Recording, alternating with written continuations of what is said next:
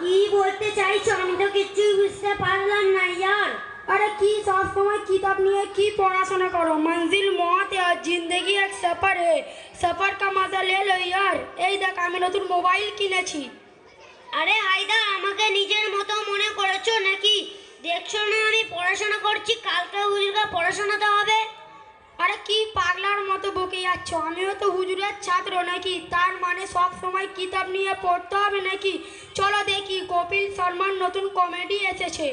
আমার কথা বোঝার চেষ্টা করো ইয়ার, কেন ডিস্টার্ব করছো? ডিস্টার্ব করছি না, দিমাগ কি বাতি জ্বালা রাহু। তুমি জানো দুনিয়া এখন ডিজিটাল হয়ে গেছে। কিন্তু কি করব বলো? তুমি তো জানো আমার আব্বা মা সবসময় আমার পিছনে পড়ে থাকে, সবসময় শুধু পড়তে वाला मेरा भी मन करता है मनोरंजन करने का, मोबाइल चलाने का, কিন্তু আমি মজবুর, কি করব বলো? দেখ হাসিব, এটা কোনো সমস্যা নয়, ছাড় না, ঘরের ঝামেলা ঘরের কথা। আর আমার মতো রক অ্যান্ড রোল লাইফ ফিরে পাবি কোথায়? এ সময় আর ফিরে পাবি না।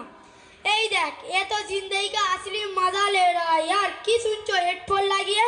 অনলাইনে গান শুনছি। আরে 664 টাকা জিও আনলিমিটেড প্যাক মেরেছি, যা খুশি তাই দেখতে পারবো। YouTube video, Facebook, WhatsApp, Snapchat, पूछो मत, बहुत मजा में हूँ।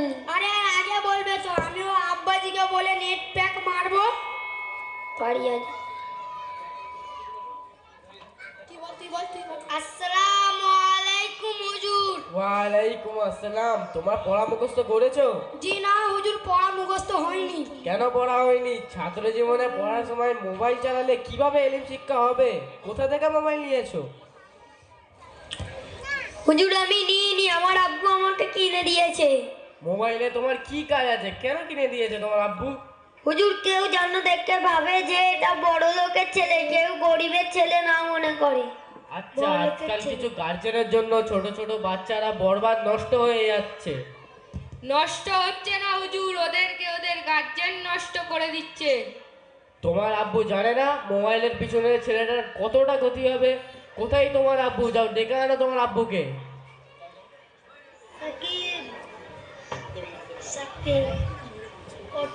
अस्सलामुअलैकुम हुजूर।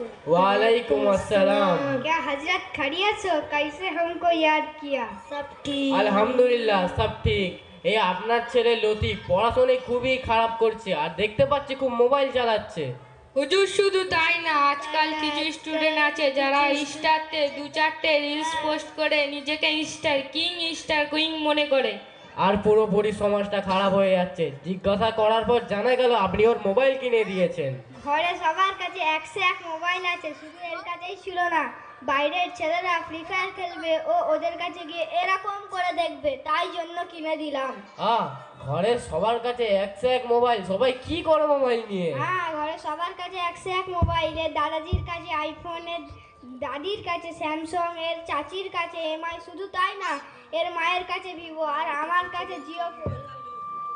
বাহ, নিজের বেলা জিও আর বউয়ের বেলা ভিভো, বাকি সবার কাছে মোবাইল। সবাই কি দেখে মোবাইলে?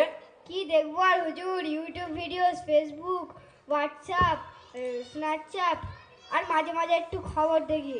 আর হুজুর আমাদের গলির ছেলেদের কথাবার্তা শুনলে আপনার তো লজ্জায় মাথা কাটা যাবে।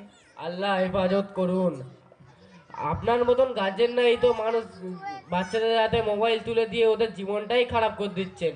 ওরা একটু জিদ করছে বলে ওদের কথা শুনছেন, বাচ্চা বরবাদ হয়ে যাচ্ছে, তার জন্য কোনো মাথা ব্যথা নেই আপনার। গার্জেনের কোনো শাসন নেই, তাই তো আপনার ছেলে 2 বছর ফেল করে 1 ক্লাসে পড়ে আছে। হ্যাঁ, কেন আমার ছেলে ফেল করলো? বছরে হাফ দিন বিয়ে বাড়ি চলে যাচ্ছে, মামার বিয়ে খালার বিয়ে করতে করতে চলে যাচ্ছে, আবার নানির বাড়ি হাফ দিন চলে যাচ্ছে। তাহলে পড়তে কখন এলো? বাড়িতে কারো আমের করে না, কি করে পাসটা করাবে বলুন? ঠিক আছে হুজুর, আমি ওর আমল আর কামাইয়ের ব্যাপারে খুবই সচেতন হব ইনশাআল্লাহ। এই এক্ষুনি ফোনটা দে, এরপর কোনোদিন যদি হাতে ফোন দিস তাহলে তোর ব্যবস্থা করব। হুজুর এটা বাস্তব যে আমাদের মতো গার্জিয়ানদের জন্য ওই ছেলেরা নষ্ট হয়ে যাচ্ছে। আসছি হুজুর, আসসালামু আলাইকুম। ওয়ালাইকুম আসসালাম।